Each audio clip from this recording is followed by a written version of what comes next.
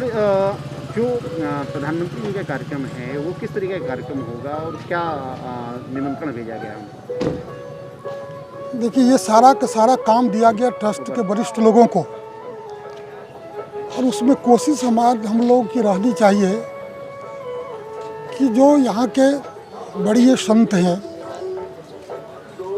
जो राम जन्मभूमि से प्रारंभ से जुड़े हुए ऐसे संघर्षशील लोग हैं जिनके प्रति समान धारणा है कि वो मार्गदर्शक रहे हैं, उन सबों को समेटने का चेष्टा होगा। लेकिन संख्या की एक मर्यादा है और ये सारा काम हमारे महामंत्री जी की जिम्मे है, वो देखेंगे, लिस्टिंग करेंगे।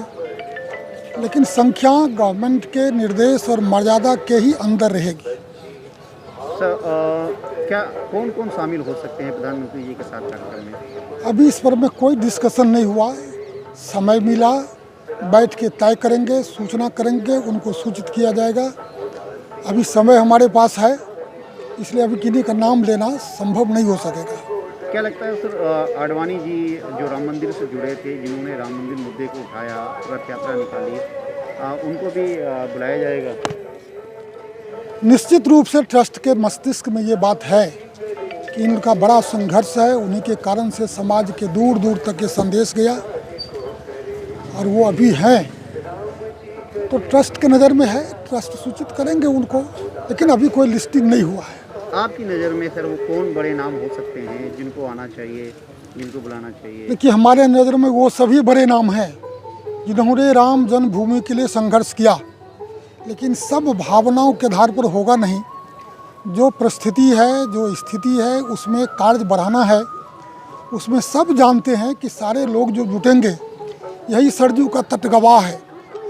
जब हम लाखों लोग के साथ संकल्प लिए थे, राम लला हम आएंगे, मंदिर यहीं बनाएंगे, तो इस तट पर संकल्प लेने वाले उस समय 5 लाख लोग थे।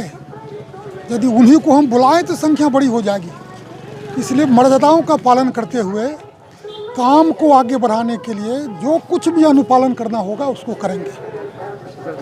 जो मंदिर स्ट्रक्चर में, क्योंकि मंदिर का जो मॉडल है वो तो सेम रहेगा, लेकिन वो थोड़ी सी उसमें बदलाव किया जा रहा है। उसमें क्या बदलाव किया जा रहा है? वो विस्तारीकरण होगा, उसकी थोड़ी ऊंचाई बढ़ जाएगी, गुंबद संख्या बढ़ जाएगी।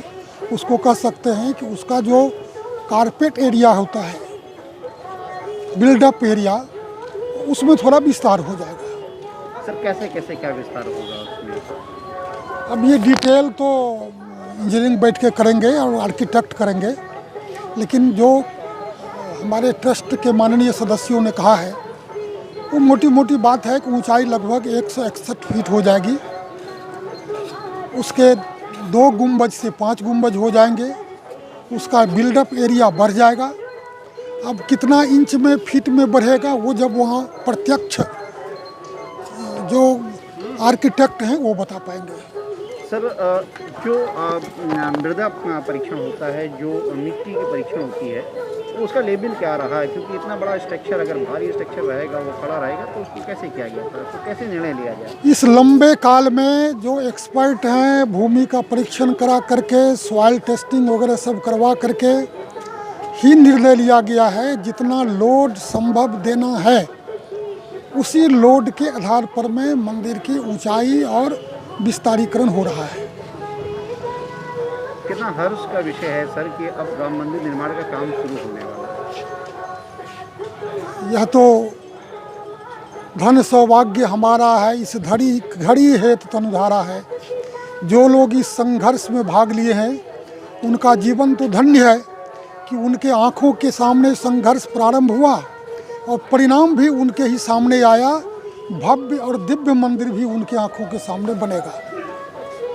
एक मांग लोगों की होती रही कि जो लोग शहीद हुए राम मंदिर के लिए, जो कारसेवक रहे, उनको भी कहीं ना कहीं सम्मान मिलना चाहिए। देखिए, ट्रस्ट के नज़र में वो सारी बातें हैं जो आप जानना चाहते हैं। समय के अनुसार सब पर विचार किया हो जाएगा और सबको सम्मान दिया जाएगा जो उसमें अपने जीवन को आहुति दिए हैं।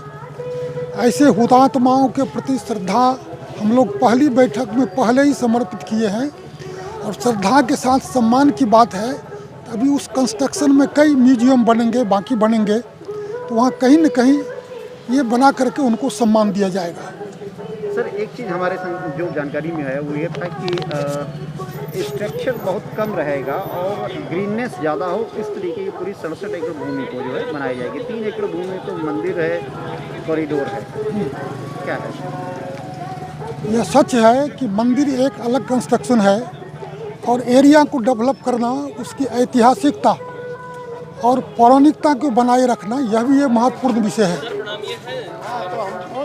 सर ग्रीननेस ज़्यादा रहे ऐसा कोशिश किया जाएगा? निश्चित रूप से। ठीक, thank you sir, thank you.